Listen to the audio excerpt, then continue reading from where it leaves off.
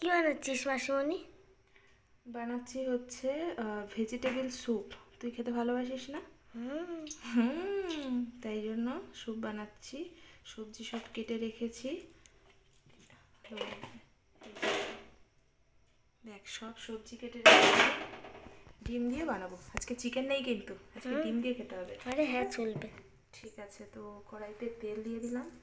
তেলটা একটু গরম হবে আর সবজিগুলো ছাড়বো। সব রেডি করাই আছে, বেশিক্ষণ লাগবে না। তেলটা একটু গরম হোক, 2 মিনিট পরে সবজিগুলো দেবো। প্রথমে দিয়ে দিচ্ছি পেঁয়াজ,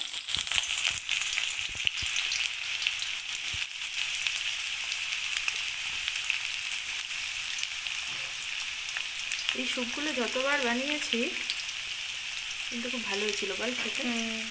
দুদিন আগে খেতো না, এখন দুদিনও খেয়ে না। একটুখানি মিডিয়াম টু লোতে রেখে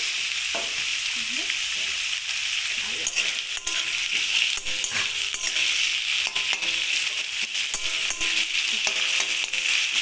এবার এরপরে দিয়ে দিচ্ছি বাঁধাকপি,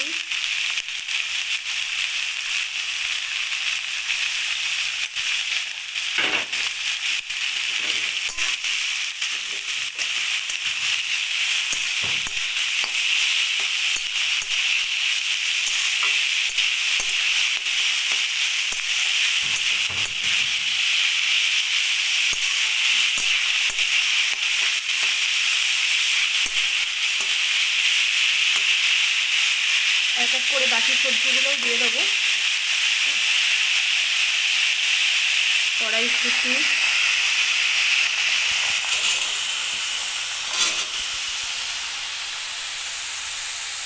টমেটোটা একটু পরে দিতে হবে। কড়াইশুঁটি, কাঁচা লঙ্কা, বিনস এগুলো একসাথে দিয়ে দিলাম।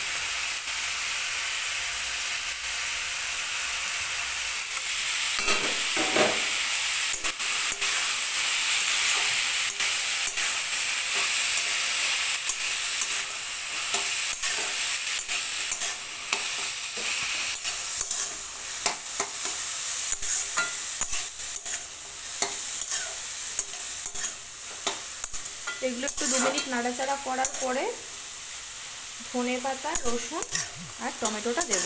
ঠিক আছে,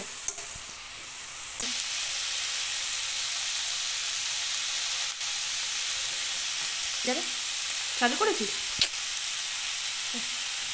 আচ্ছা, রসুনগুলো দিয়ে দিই। এবার একটু, এটা একটু ভাজা ভাজা হয়ে গেছে, রসুনটা দিয়ে দিলাম। এবার ধনে পাতাটা, টমেটোটা দিয়ে দিই। ধনে পাতাটা আগে দিয়ে দিই, নাহলে তোর তো আবার ওই ধনে পাতার মানে লাস্টে দিলে তুই খেতে পারিস না। কেমন তোর মনে হয় যেন ঘাস ঘাস লাগছে, কাঁচা কাঁচা লাগছে। না, ঘাস ঘাস লাগছে না, মানে মুখে পড়ে একদম কচকচ করে ভালো লাগে। হ্যাঁ, তোর ভালো লাগে না তো, যাদের ভালো লাগে তারা লাস্টে দিতে পারে ধনে পাতাটা, কিন্তু আমাকে তোর জন্য আগেই দিতে পারে।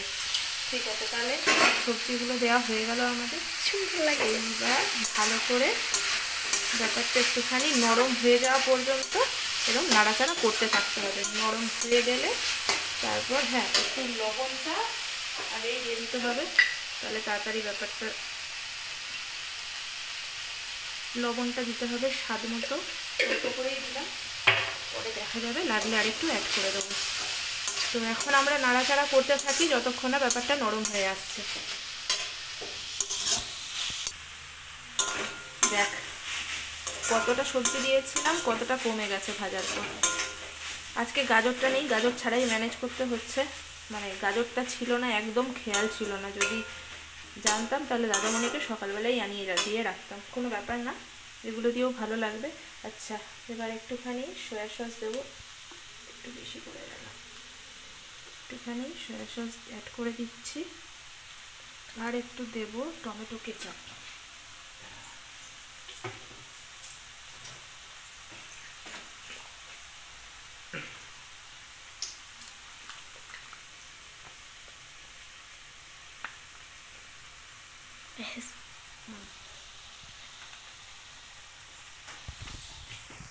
আমাদের সোয়া সস আর টমেটো কেচাপ অ্যাড করা হয়ে গেল।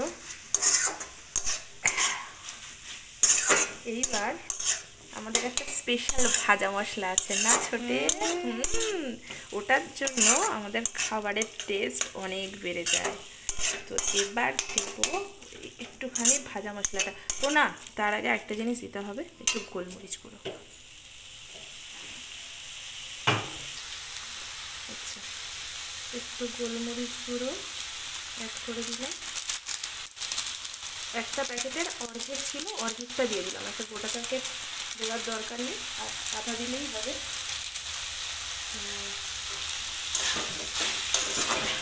গোলমরিচ গুঁড়োটা দিয়ে একটু নাড়াচাড়া করে নিলাম।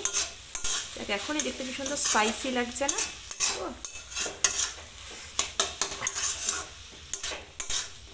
আমি রসুনটা একটু বেশি দিই, রসুনের ফ্লেভারটা আমার খুব ভালো লাগে। আচ্ছা, তাহলে গোলমরিচ দিলাম। এবার হলো দিয়ে আমার সেই স্পেশাল ভাজা মশলা, এটা একটু দিয়ে দিলাম। কি সুন্দর গন্ধটা খুব সুন্দর বেরোচ্ছে। বেরোবেই, আমার হাতের রান্না। ঠিক আছে, এবার আর একটু ভেজে নিই, তারপরে আমরা অ্যাড করবো জল। আচ্ছা, আমাদের নাড়াচাড়া করতে করতে জিনিসটা একদম মজে গেছে। এবার আমি জল অ্যাড করছি। ঠিক আছে, যতজন খাবে সেই অনুযায়ী কিন্তু জলটা অ্যাড করতে হবে। আজকে আমরা 3 জন খাবো, তো 3 জনের মতন ওই 3 বাটি মতো, এইটুকুতে ওই 500 একটা বোতল অ্যাড করলাম, 3 জনের হয়ে যাবে। ঠিক আছে, এবার একটু সেদ্ধ হোক, 10 মিনিট ফুটুক, না ফোটা পর্যন্ত বাকি জিনিসগুলো অ্যাড করা যাবে না। এদিকে আমরা ডিম আর কর্নফ্লাওয়ার বানিয়ে রেখেছি, এটা একটু ফুটুক। ঠিক আছে, এবার আইডিয়াগুলো কিন্তু ভালোই হয়। ঠিক আছে, আচ্ছা দেখ আমাদের এটা কিন্তু টকবক করে ফুটছে। মোটামুটি আমাদের ওই 5-7 মিনিট হয়ে গেছে। 5-7 মিনিট ফোটানোর পরে এবার 2টো ডিম ফাটিয়ে রেখেছিলাম, তো একটু একটু করে অ্যাড করবো, একটু করে অ্যাড করবো, একটু করে নাড়াবো। So elegant. একটু করে অ্যাড করতে হবে, একটু করে নাড়াতে হবে, না হলে এক জায়গায় ওটা জমাট বেঁধে যায়।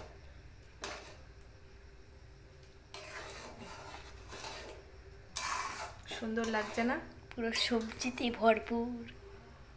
খাওয়া কত ভালো জানিস? সে তো বাচ্চারা তো সবজি খেতে ভালোবাসে না, কিন্তু আমার ভালো লাগে। তোর তো ভালো লাগে, কিন্তু যে সমস্ত বাচ্চারা সবজি খেতে ভালোবাসে না, এইরকম ভাবে করে দিলে নিশ্চয়ই খাবে। আর এরকম ভাবে যদি এক বাটি বাচ্চাদের খাইয়ে দেওয়া যায়, ভাত খেয়ে মানে যদি নাও খায় ভাত রুটি, তাও কিন্তু যথেষ্ট পুষ্টিকর। দেখ কত সুন্দর লাগছে দেখতে, সত্যিই সুন্দর হয়েছে, আর গন্ধটাও কিন্তু দারুণ বেরিয়েছে, খেতেও আশা করি ভালো হবে। আচ্ছা, এবার 2 মিনিট একটু নাড়াচাড়া করার পর, এটা তো আমাদের হয়েই গেছে অলমোস্ট। কর্নফ্লাওয়ারটাও আমি গুলে রেখেছিলাম, এই যে কর্নফ্লাওয়ারটা এবার একটু একটু করে অ্যাড করবো, নাহলে ব্যাপারের ওই ঘনত্বটা আসবে না। একটুখানি গ্যাসের ফ্লেমটা কম করে দিলাম এবার। আচ্ছা, বলছি যে স্যুপে ঘনত্ব আসাটা এত জরুরি কেন? নাও তো হতে পারে। হ্যাঁ, নাও হতে পারে, কিন্তু ভালো লাগে, ওই থিকনেস ব্যাপারটা আসলে একটু ভালো লাগে। ঠিক আছে, আনতেই হবে এরকম কোনো কথা নেই, কিন্তু ভালো লাগে। আচ্ছা, যেটা হয়ে এসেছে তো আমরা সেই জিনিসটাই আমরা ফলো করি, তাই না? এই জিনিসটা তো আর আমরা বানাইনি, মানে আমাদের আবিষ্কার না। আমরা যেরকম মাঝে মাঝে খাবারের এক্সপেরিমেন্ট করি, তো সেইটা আমরা আমাদের মন থেকে করি। যাই হোক, অল্প অল্প করেও, যেরকমভাবে আমরা ডিমটা অল্প অল্প করে অ্যাড করেছি, কর্নফ্লাওয়ারটাও কিন্তু আমরা সেইভাবে অল্প অল্প করেই অ্যাড করবো, নাহলে ওটাও টেস্টি লাগ রही है। কর্নফ্লাওয়ারটা অ্যাড করার সময় আমি গ্যাসের ফ্লেমটা একদম লো করে দিয়েছি। টেস্টি তো হতেই হবে, পুরোটা অ্যাড করে দিলাম। এবার একটু ভালো করে নাড়াতে হবে। নাড়িয়ে এবার গ্যাসের ফ্লেমটা একটু বাড়িয়ে দিয়ে, কারণ আর কিছু অ্যাড করার নেই। এবার হয়ে গেলে লাস্টে পাতিলেবুর রস অ্যাড করে আমরা নামিয়ে দেবো, কারণ সবজি একদম গলে গেছে। খুব সুন্দর হয়েছে। ঠিক আছে, আর 2 মিনিট ফুটিয়েই নামিয়ে দেবো। ঠিক আছে, আমাদের স্যুপ কিন্তু একদম রেডি, একদম রেডি। এই যে ব্যাপারটা একদম এরম হয়েছে, খুব সুন্দর। আমাদের মোটামুটি এটা 3-4 জন কিন্তু আরামসে খাওয়া যাবে। তো যতটুকুনি মানে জল বা সবজি অ্যাড করেছি এরকমভাবে করলে 3-4 জন খেলে মোটামুটি কিন্তু পেট ভরে যাবে। আচ্ছা, তাহলে আমি গ্যাস বন্ধ করছি।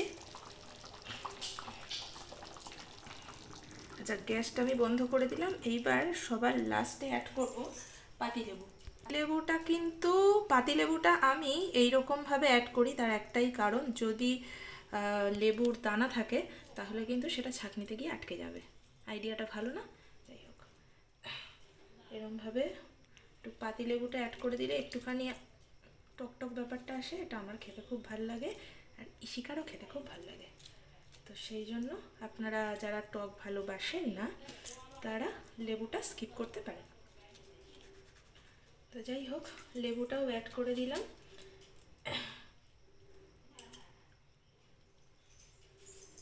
এইবার যেটা করতে হবে, ভালো করে একটু নাড়িয়ে চাড়িয়ে সার্ভ করতে হবে। তাহলে আমাদের গরম গরম স্যুপ রেডি।